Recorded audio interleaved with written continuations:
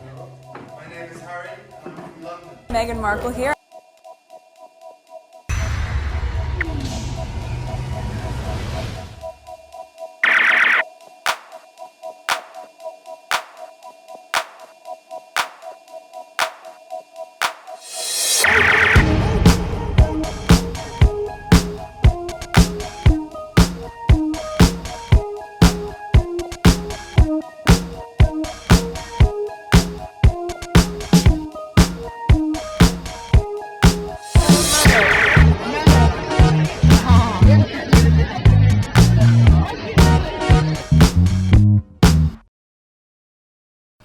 Today is December 28, 2024. It is 11:31 p.m. So I start a little bit early. I don't know how I'm gonna date this because by the time I finish record this video, it will be December 29. But anyway, I was putting a list together, and throughout the day I was thinking of some stuff regarding the killing of the United Healthcare, the CEO, and I wanted to look into his background. And when I type on Google Luigi Mangione, Luigi Mangione background, and it's funny that I see BBC had couple articles about him. And one of the things that crossed my mind is that because my channel tends to attract, I think, Sussex Squad fans and things like that, and some people in the UK. And when I talk about the healthcare system in the US, I've always said this is one of the major problems we have in the United States. And when I look into the UK, especially early 2020, when I started my channel, when I looked deep into the UK system, not specifically the system, but the thing that I saw that was happening, and couple things came to light. Things that I saw in the political system in the UK. I'm not saying I'm right, but these are things that popped up in my view, my peripheral, that seems to be somewhat problematic. There were a couple things that were happening, and it seems like the UK was trying, okay? People who in the UK, might feel otherwise, but that's what the political aspect that I saw was happening, was trying to turn the UK healthcare system to what the US has. And I've always said the UK, whenever different topic popped up, and I'll say, please don't try to change and become like the US because it's not good. And the worst thing is, you have the very first thing President Obama did, because our healthcare system is so crappy, is to try to tackle the healthcare system. And then the Republican in the US make it seem like it was a bad thing. It wasn't perfect, but it was better than what we had before. Now, fast forward to now, and we see what's happening with the CEO, and with the healthcare CEO who got gunned down because the system is not good. So if you go on TikTok, because I've watched some YouTube that bring TikTok videos into their platform, I don't know how they do it because they show the videos without any interference. But when I show videos of other people, I have to manipulate it in a way where I can even show it properly. But that's a different story within itself. But when I watch some YouTube videos of people bringing TikTok videos into their platform, talking about the healthcare system, the person who snitched on the, what's this guy's name? Luigi Mangione, they were, majority of them are against that person who snitched on, got him arrested and things like that. But the whole point is that looking at BBC writing so much about it. I didn't read any of them, but it was so funny to me to see BBC is focusing on that. Because what happened here, another thing that I see because of Trump being elected, what I see might happen in the US, because it seems like when you want something to be popular, or you want it to be trending, or to make it seem like it's okay, once the US has it, okay? And you got the crazy young people who's glorifying it and then spread it around the world to make it seem like it's okay. It seems like what I see some people gonna do is that when they want something to be accepted, that's the word, to be accepted by the world, they're gonna try to bring it into the US and to test it to see how it goes. But the problem that majority of other countries don't have, okay, the US has, is that people have guns. People have guns. And then it is part of their right to have it. So this is a problem. I could go further into that because once I go deeper into it, I don't want to give people ideas. But it is a fact. The US have gun. But Luigi, however, it seems like from my understanding, it was a 3D printing gun that he used or whatever. But the thing is that when other... in other words, this is an alert, okay? What just happened with that CEO is a high alert. Because this guy, I wanted to look into his background, Luigi Mangione background, because he was a privileged person. It's not like he had some hard life or anything like that, but the system got into him. Because when you get to smart people, okay, they will go to the root, okay, the root of the problem to solve it. And this is what he did.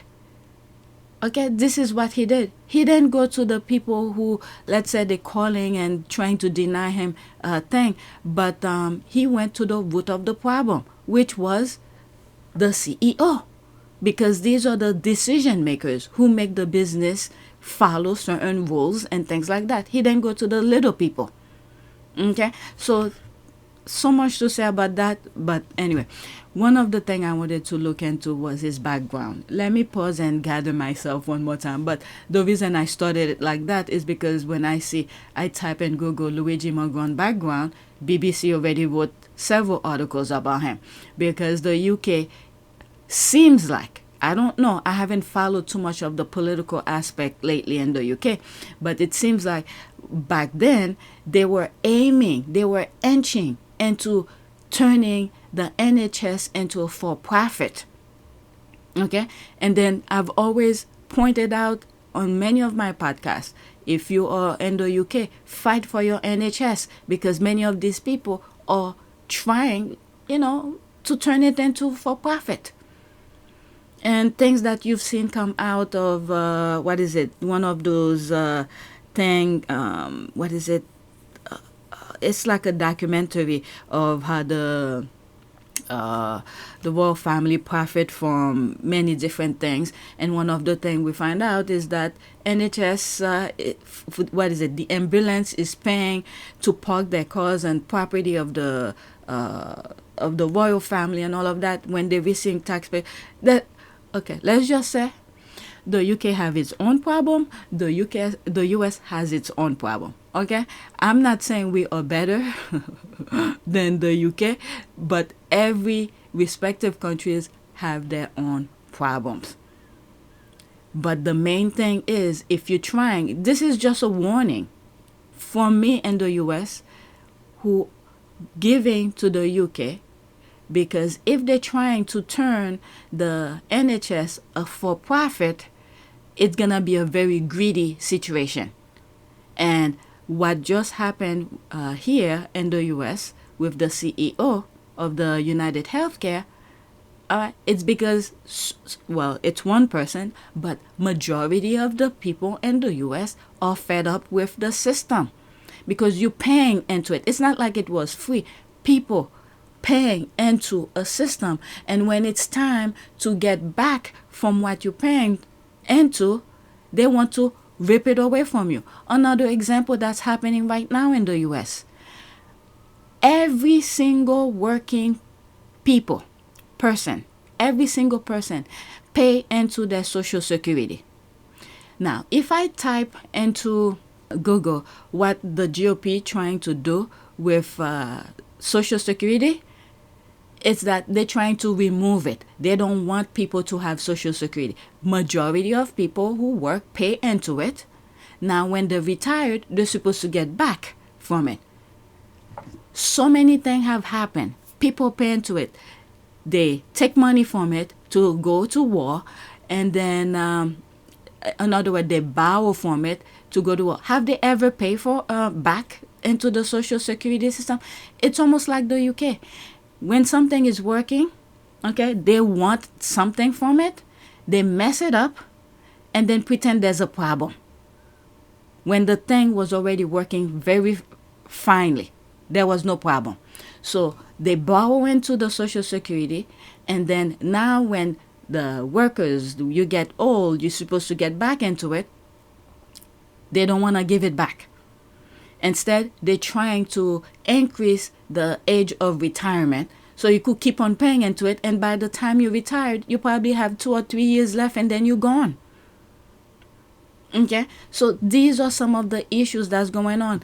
And a good portion of the country saw the problem if we had elected Kamala Harris. But what they do, okay, this is a playbook from the UK. You bring the race issue into the situation, everybody forget about all of their problem. Almost the same thing as the UK. You bring the race issue into the problem, into the mix. Just go back couple months or couple weeks ago. You know, not weeks, months, November. We're in December. The year's almost over. Okay. Trump he didn't even explain his goal for the country. All you were hearing was race division and all of that. And then all of the MAGAs forget about all of their issues. And the worst thing is, this is the thing here. Again, back to the healthcare. When many of the MAGAs, they said they do not want Obamacare, but they want the ACA. The Obamacare is a term that the GOP created, again, the race issue, to make people hate the ACA. The Affordable Care Act is the exact same thing as the Obamacare. What the GOP did is just turn it into Obama, put the name Obama in there. Once you hear Obama, a black man, you hate it, but yet this is what you needed. Am I making sense? So when it comes to the election, because Trump knows, should I say, maybe he does. Yes, he does. He does know. But you have, what's this guy, the former prime minister in the UK, what's his name? Bojo. And you have the other former prime minister, Liz Truss. And you have Farage. And you have that other guy, that influencer, come to the RNC. The way that I saw it is like training. You train the Trump people how to go about it. Once you create the race issue, you target it, you push. Trump was not giving any, what would you say? He wasn't saying much of a plan. Oh, what did he say? He has a concept of a plan. Okay, perfect example. Concept of a plan. When you're asking him, what do you plan to do? This concept of a plan. Nothing was concrete, was clear for people to say, oh, this is what he's going to do in comparison to Kamala Harris and all of that. Concept of a plan. Yet they voted for him, but one thing he made sure, when you listen to what happened to the Madison Square Garden, insulted almost every group. But yet, this is who these people vote for. So racism is really deep root into the fabric of many of these people. But Luigi Mangione saw the root of the problem and went to the top and said, when you have to kill the snake, you kill it from the head. So that's what he did. So one of the things I wanted to look is into his background, because I'm hearing he went to Ivy League school, his parents were rich and everything like that, and he was valedictorian in his class and all of that. So I wanted to look more into his thing and see, look more into it. So let me pause and gather myself. Okay, so I might have several recordings or videos today, and I might do just like I did yesterday, divide them into different videos. Like for instance, yesterday I did one recording, but each of those recordings were divided into different videos because of the topics that were in them. All right, so similar to that. Okay, so 4,464 subscribers, new subscribers, welcome. Estimate revenue, $93.83. Analytics, 1,522 views in the last 48 hours. Okay, so every articles that I'm gonna read here, gonna be the link will be in the description. I wanna start with his background. Okay, so there's this here. Suspect and CEO killing withdrew from a life of privilege and promise. The suspect, Luigi Mangione, was an Ivy League tech graduate from a prominent Maryland family who, in recent months, had suffered physical and psychological pain. When was this written? Okay, December 9th. Luigi Mangione, the online version of him, was an Ivy League tech enthusiast who flaunted his tan chisel looks and beach photos and party pictures with blue blazered frat buddies. He was the valedictorian, that's what I thought I heard some people said. He was valedictorian of a prestigious Baltimore prep school who earned bachelor's and master's degree at the University of Pennsylvania and served as a head counsel at the pre-college program at Stanford University. He was right up there. Everything was going well.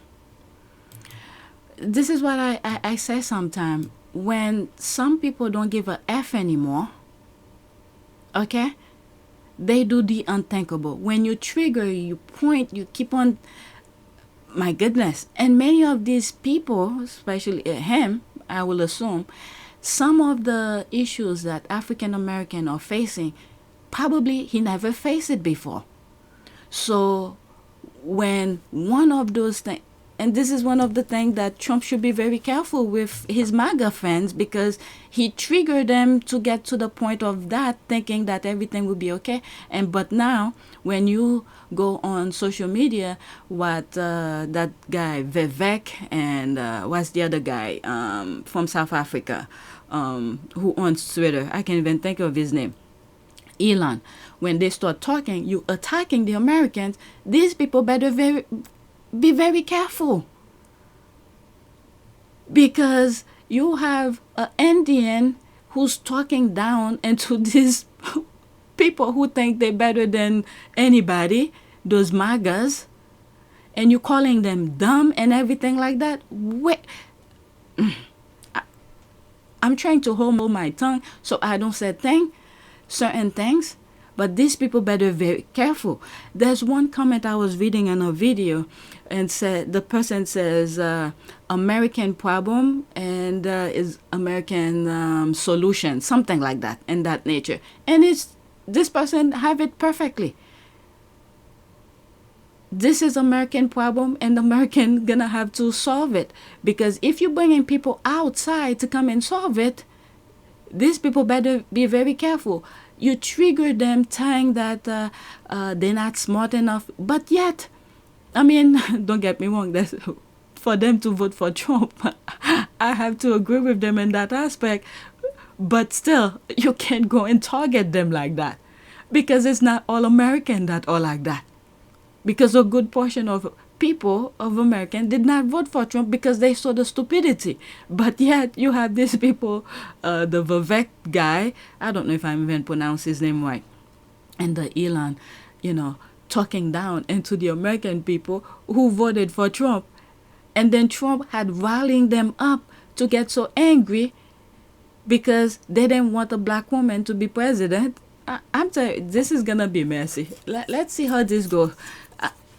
I just put myself in a space where I'm like, I'm calm, okay?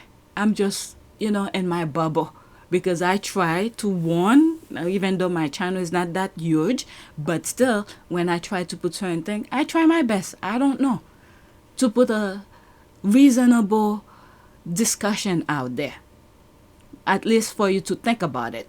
Okay, I'm not saying everybody's gonna agree with me, but anyway, let's get back to this. So this guy is from Stanford. Was it counselor at a pre-college program at Stanford University? So he was doing okay. Okay, with his credential and connection, he could have ended up one day as an entrepreneur or the chief executive of one of his family's thriving businesses. Okay, instead, investigators suspect he took a different path. The police now believe that Mr. Mangione, 26, is the masked gunman who calmly took out a pistol equipped with a suppressor on a Midtown Manhattan street last week and assassinated Brian Thompson, the chief executive of United Healthcare. He was arrested in Altoona, Pennsylvania on Monday after an employee at a McDonald's recognized him and called the police. And I've heard that this McDonald's worker lost her job and then she didn't get the money for turning him in. This is the thing as well. But anyway, let's continue, because this could go many different directions. Officers say they found him with fake identification, a weapon similar to the one seen in video of the killing, and manifesto decrying the healthcare industry. This is one of the things I've always, warned the UK, don't get to this point. Don't turn your system into what the US has, because it's not good. He was later charged with murder along with additional counts of forgery and illegal weapon possession. Before an extradition hearing in Pennsylvania on Tuesday, Mr. Mangione struggled with officers as they led him toward the courthouse entrance and shouted at reporters that completely out of touch and an insult to the intelligence of American people, he said, though it was not clear what he was referring to. His lawyers told the court that Mr. Mangione could contest his extradition in New York to face trial on murder charge. In the hours after his apprehension, his baffling journey from star student to murder suspect began to come into focus. Mr. Mangione was in regular contact with friends and family until about 6 months ago, when he suddenly and inexplicably stopped communicating with them. He had been suffering from a painful back injury, friends said. Okay, so now this is where things are being connected to the healthcare system. And then what is it? They say he's 26, and I believe with the ACA, Obamacare, one of the things President Obama was able to do was allow young people to stay in their parents' insurance until they are 26. Let me see here. Let me pause and look for it so I don't give myself too much work when I'm editing. Yep, that's exactly that, 26. And this is something that President Obama fought for. I mean, there was so much more Obama wanted to do with the ACA, but the GOP prevented. They prevented it because all they were thinking was the profit for the CEO. This is what we get. Okay? All right, 26, the Affordable Care Act required plans and insurers that offer dependent child coverage to make the coverage available until a child reaches the age of 26. Both married and unmarried children qualify for this coverage. This will apply to all plans in the individual market and to all employer plans. And this is something people fought for. 26. And this is the guy. How old was he? I think it says at the beginning. Where is it? 26. Yep, there it is. The police now believe that Mr. Mangione, 26, is the masked gunman. 26, the exact age that was put. So probably now, he probably can't afford insurance because he's not covered under his parents. That's one problem right here. Okay. Mr. Mangione was in regular contact with friends and family until about 6 months ago, when he suddenly and inexplicably stopped communicating with them. He had been suffering from a painful back injury, friends said, and then went dark, prompting anxious inquiries from relatives to his friends had anyone heard from him. In July, one man tagged a social media account that appeared to belong to Mr. Mangione and said that he hadn't heard from him in months. You made commitments to me for my wedding, and if you can't honor them, I need to know so I can plan accordingly, the man wrote in a now deleted post. Those 6 months will most likely become a focus for investigators as they try to gather more evidence for Mr. Mangione's connection to the killings. I guess he didn't want them to go after some of his friends if he knows what he was gonna. I don't know, but anyway, and what he probably, again, go back to what I was thinking, is to protect his friends, because if they're talking, communicating with him, they're gonna try to think that there was more to that. Instead, he acted alone. But anyway, let's continue. And what he was doing in the time that no one could find him. Mr. Mangione left behind a long series of posting about self-improvement, healthy eating, and technology. And you see his pictures, you could see he was a healthy man, besides, the back problem. And a review of the Unabomber manifesto. I have some back issue. The first time I had sciatica, I had no clue what sciatica was. It was that sharp pain, like electricity zapping you non-stop. If I was at the gym, I would say maybe it's something that I did that caused that, but I wasn't at the gym. I had just gotten up, and then the pain just non-stop for days. And when it finally stopped, I went to the ER, and that's when they told me it's sciatica. Okay. And but anyway, let's continue. So back problem is a huge issue, so he probably needed to go see doctors and all that. And one of the things the doctor wanted to do is that consistently have steroid shot on my lower back and some other things. But so far, since that time, many times I sort of have little warning that it's gonna happen, the sciatica. I try to do certain things to not let it happen. I never went back and then have the steroid. That's one thing I didn't want in my system. And then I readjust myself when I go to the gym. I don't do deadlift. I don't do a lot of lifting that will trigger my lower back and things like that. I still go to the gym, do alternative workout. Things that I could have done where I have to tighten my core, where all the work will focus on my lower back. I do it a different way. But anyway, that's a different story. These are things that if, for instance, you have back problem and you can't go to the gym or something, there are alternative exercises that you could do, still targeting the same muscle group. All right, let's continue. I went off. But anyway, in a review of the Unabomber manifesto, bullet casing left at the scene, scrawled with words like deny and delay, left the authorities and the public wondering if the shooting was payback for healthcare insurers rejecting claims. And the 3-page, how did they know it has to do with healthcare? That's because they know this is the system. Okay, they deny people pay into it, but they deny them when the people need it. It's almost like there's people who pay for let's say certain insurance for their houses, and then something happened, and then because it wasn't specific to what they were paying into, and they said, we can cover it. My goodness. But anyway, let's continue. And these are the things that's getting people angry. You thought you have something, but when it's time for them to help you, they just turn their back. All right. And the 3-page statement that Mr. Mangione was carrying when he was arrested, he described the killing as a symbolic takedown, according to an internal police report obtained by the New York Times. The screed described the killing as a direct challenge to the healthcare industry's alleged corruption and power games. And the thing is that so many things that so many corruption that's happening in the U.S., African American have been telling people, crying, because it didn't happen to them. They think it's just black people that they're doing it. They didn't listen. They put their hands in their ears, blah, blah, blah, blah. Let them, this is black people's problem. But instead, it's a stepping stone.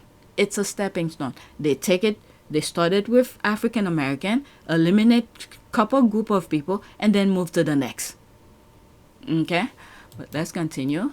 And police investigators say in their report that the suspect likely viewed himself as a hero of sorts who had decided to take action. In the wake of the attack, social media seethed with resentment against the insurance industry, and unidentified suspect became, to some, a folk hero.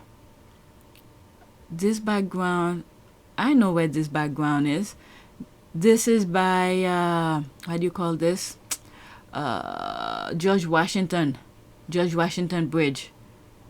When we drive by on the West Side Highway. But anyway, that's a commercial.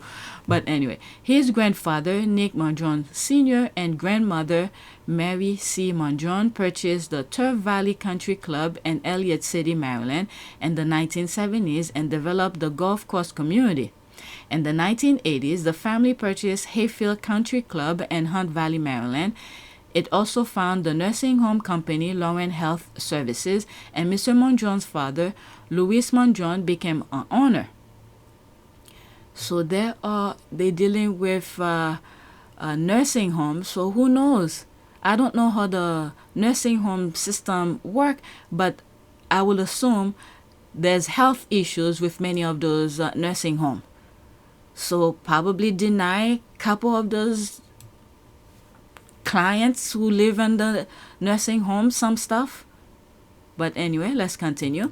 The family also owned the radio station, WCBM, which air politically conservative programs, and has other real estate holdings. A cousin, Nino Mangione, is an elected member of the Maryland House of Delegates. Very interesting. So he is right up there. The family's wealth and work with charity made it well known in Baltimore. Luigi Mangione was just the last person you will suspect, said Thomas J. Mahoney Jr., a lawyer and radio host who knows several members of the Mangione family. It is just such a well-respected family and such a prominent family within Baltimore County, he said. Luigi Mangione attended high school at the prestigious Gilman School in Baltimore, where he wrestled and played other sports, and was the valedictorian in his graduate class in 2016. Just when Trump got elected.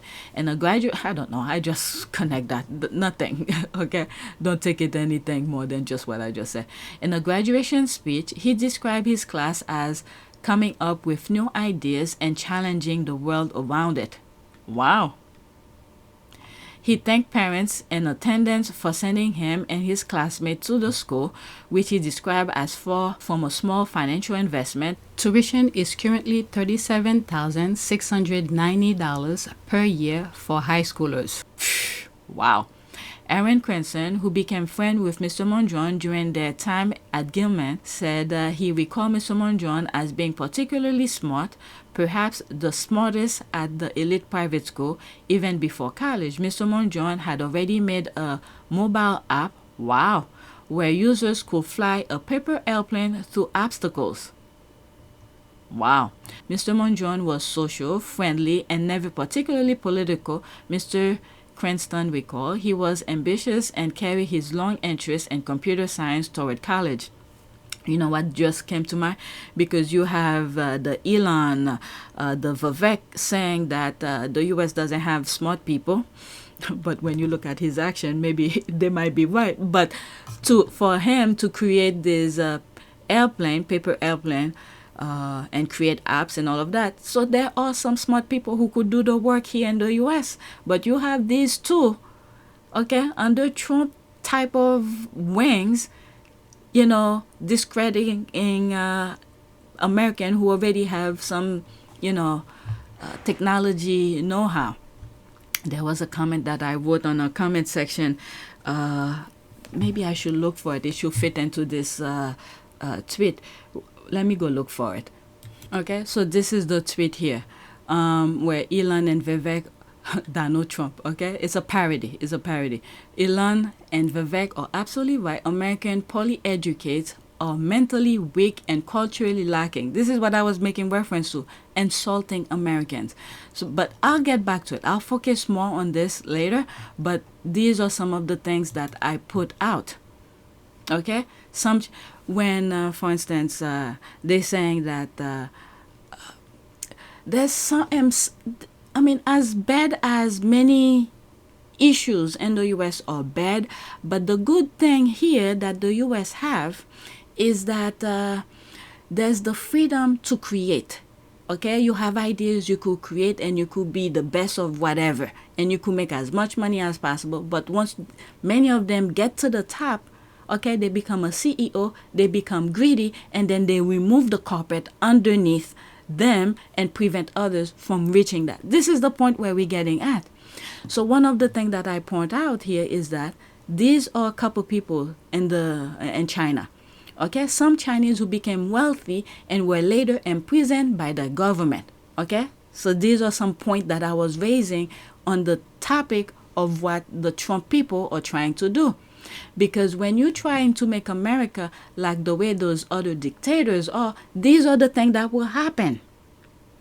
Okay, when you become too rich for them, they imprison you, or next thing you know, you're flying out the window. But this is something I could come back to, but let's not lose focus on the Luigi thing. Okay, I just added to the list. Okay, other thing that I brought up. Okay, because of this. Alright, so this might be on another video. There might be part 1, part 2. So stay tuned for that. Alright, so where was I here? I'm sorry, I'm jumping different topics, but they are related somehow. They are connected. So many things are going on social media. Sometimes I respond to, but I don't share with you. But reading this made me thought of something that I responded to. But anyway, he was a big believer in the power of technology to change the world, Mr. Cranston said. Freddie Leatherbury, 26, an accountant who lived in Kentonsville, Maryland, graduated from Gilman with Mr. Mangione in 2016. He recalled Mr. Mangione playing soccer for the high school team and running track or cross country. Those are both such disciplined sports. It says a lot about who he was as a student, Mr. Leatherbury said. He was very smart, a pretty big math guy, really well read, and quite well liked, to be honest. I don't have any bad memories of him. He had a very healthy social circle.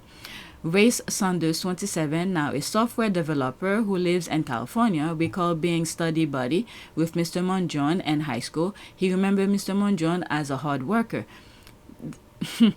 We were all definitely leaning toward computer science, Mr. Sanders said.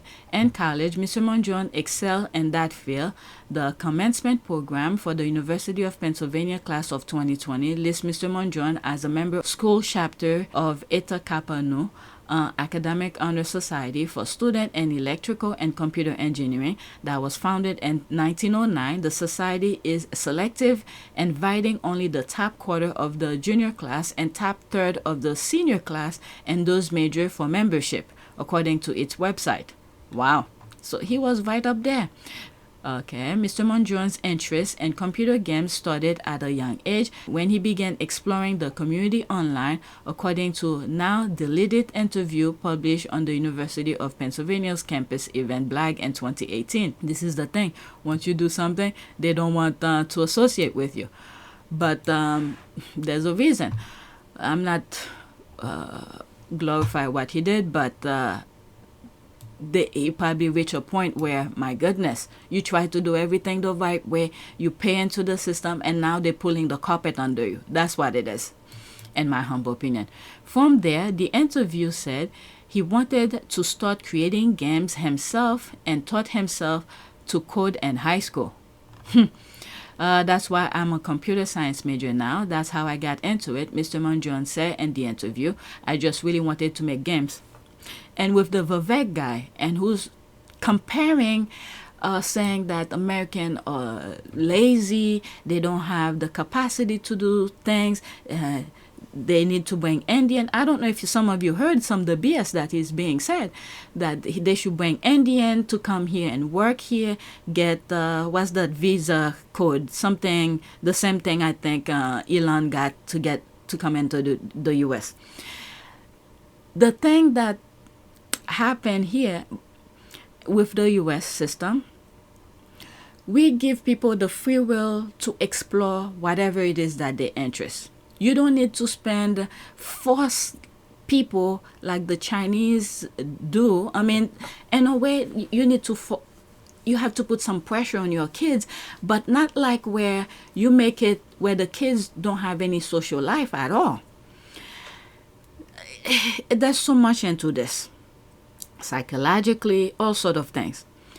But the thing with the US, they destroy the schooling system that would have given kids option, different interests. I've said this in some old videos. When I was in junior high school, there was after school program. I was in a wood shop program. In the middle of it, it was cut because of funding. They remove it. Little at a time, they keep on removing things. These are some of those programs many of those kids need to be exposed to so they could start finding their niche. To see, okay, I like woodwork. Maybe I could be a carpenter. Or, whatever after school program they may have that might interest those kids to make them enjoy it. Because work should not be when you get up in the morning, you dread to go to work. It should be enjoyable because you spend majority of your time more at work than you do at home. So it has to be something you enjoy. But these people are making it so hated because you are forced to work on something you do not enjoy, you don't like. Am I making sense here? So all of these things started from the foundation, which is the schooling. They destroy the schooling system, prevent kids from being exposed to so many options, different things. There's kids who enjoy, math. They could be whatever with math. Okay? So all of these are being destroyed at foundation level and then preventing kids from doing things that they enjoy where they could make money off of it. Okay, so that's a different issue, but that's a little snippet of the way that I see it. Okay, so there he is here. Since a young age, he taught himself coding, creating computer things, and then going to school to study it. So he snapped at some point. Probably, they say he had back problem at a young age, 26. Okay, probably I raised the question where 26 for the ACA. That's when the Obamacare, you no longer in your parents' health insurance. Probably now he had to work and get his own health insurance and then probably being denied. Okay, but anyway, let's continue. All of the things that I share with you, the articles, the link will be in the description. You could read it yourself without me, keep on interrupting. All right, so let's continue. After college, Mr. Mangione worked for or had internship with several tech companies, according to his LinkedIn profile and a former employer. Mr. Mangione's profile said that he had worked as a software engineer at TrueCar, an online marketplace based in Santa Monica, California. The company said in a statement that he had not been an employee since 2023. In recent years, Mr. Mangione lived for 6 months in Honolulu and co-living space called SurfBreak that caters to remote workers. R.J. Martin, the founder of SurfBreak, said that when he met Mr. Mangione in 2022, he was interviewing to be among the initial 20 or so occupants paying about $2,000 per month to share quarters. $2,000. That's a lot of money. And to share it in a space where you're going to live. But anyway, Mr. Martin, this is the greed that keeps on happening. The greed. That's like a rent for your own house or whatever. Mr. Martin described Mr. Mangione as a smart, accomplished, and upbeat engineer. We look for people who are looking to give back, and he fit the bill. He was an ideal member for us, Mr. Martin said, but Mr. Mangione was suffering from, there's the problem here, but Mr. Mangione was suffering from painful back issues, he said. His spine was kind of misaligned, he said. He said his lower vertebrae were almost like a half-inch off, and I think it pinched a nerve. Yeah, sciatica. I've had that problem. Mr. Martin said he and others in the community came to understand that the pain was no small matter to a young man yearning for a normal lifestyle. He knew that dating and being physically intimate with his back condition wasn't possible, Mr. Martin said.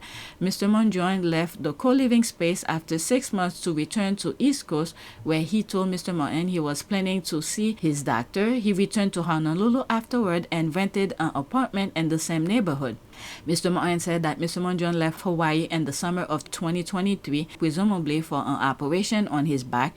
In August of that year, Mr. Martin said he checked in via text to see how his friend was doing, and he sent me back pictures of his back surgery. The pictures scanned for Mr. Mangione's spine were so jarring that Mr. Martin texted back asking how Mr. Mangione was feeling. So long story, Mr. Mangione replied, according to Mr. Martin, we'll fill ya in a person. Back in Hawaii as soon as I can. I have to figure out some spine stuff here first.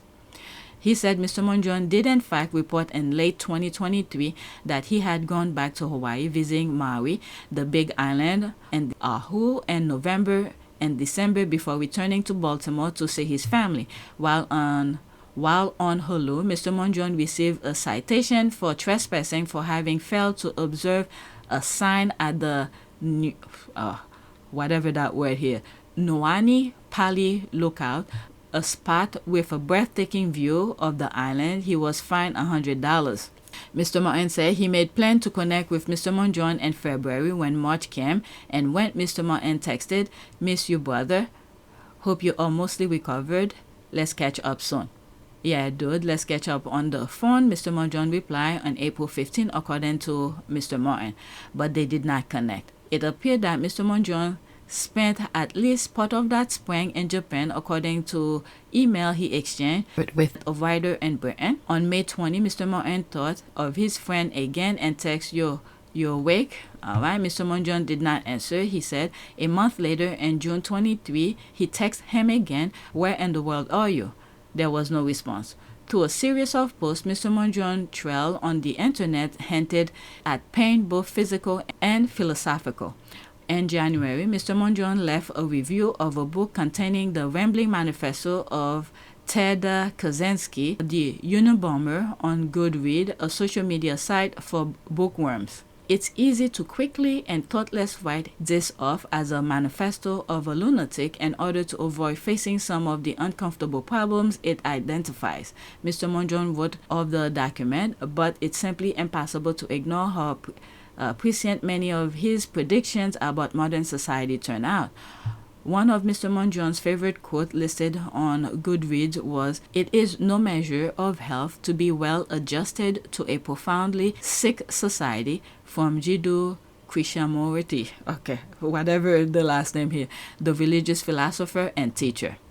The Goodreads page also includes self-help book about health and the human body, including Crook, Outwitting the Back Pain Industry, and Getting on the Road to Recovery.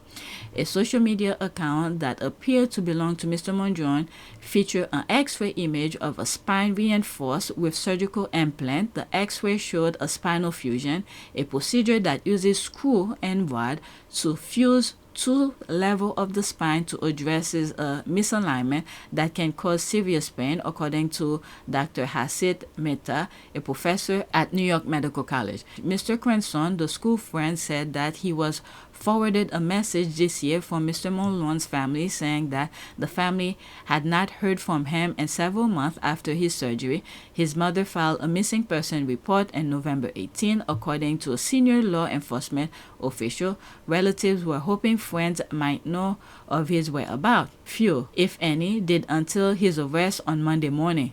What? Mr. Sander, the high school friend, was shocked by the news but was skeptical that his classmate had suffered a psychological break. I'll be surprised if it was kind of mental breakdown, he said. For now, investigators will be looking for any additional clues that might link Mr. Mangione to the shooting. The statement officers recovered during his arrest appeared to provide some insight. And the entire 262-word handwritten document notes that as United Healthcare's market capitalization has grown, American life expectancy has not. To save you a lengthy investigation, I stated plainly that I wasn't working with anyone. That's what I thought. This is why he was not talking to anybody. He didn't want to get them involved. That's exactly what I thought. To save you a lengthy investigation, I stated plainly that I wasn't working with anyone. The writer wrote, according to law enforcement official, do not condemn companies that continue to abuse our countries for immense profits because the American public has allowed them to get away with it. Look at Trump. Look where Trump is. Look at where Trump is. It added, frankly, these parasites simply had it coming. Wow. That's exactly what I thought. Yeah. This is why he wasn't talking with other people. He didn't want them to get involved. So when they go investigating, talking to his friend, this and that, so he eliminated talking to anybody so they don't go talk to people. All right. So this will be a video by itself. And then there's another article that I want to read. It will be in the next video.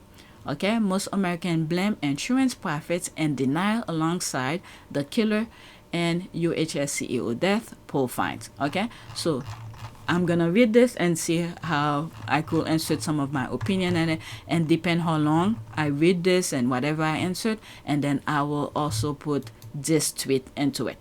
Okay, so that's it. Please take a moment to subscribe, like, and share. If you want to support this channel, there's a PayPal link and a Cash App link in the description. You could donate. Those who have donated, thank you. All right, so that is it for now. So UK, don't be like America. And I'm sure many of you know this is one of the problem Americans have, health insurance problem. And that was one of the things President Obama tackled very first time he became president. And then the government, the GOP went after it and prevent him from doing anything further. And then we got this. Look at it. He got elected again.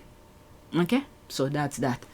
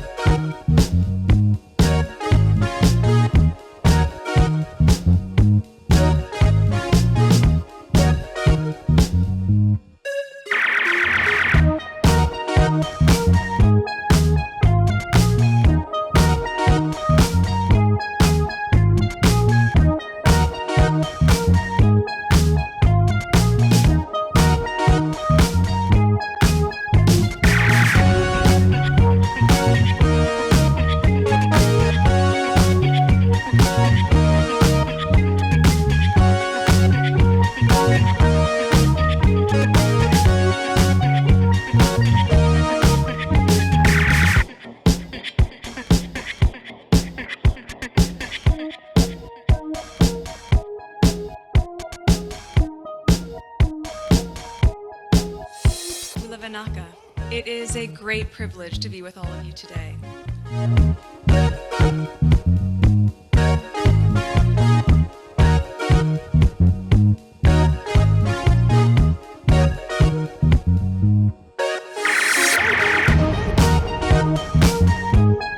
You know, we ask for forgiveness and please come back.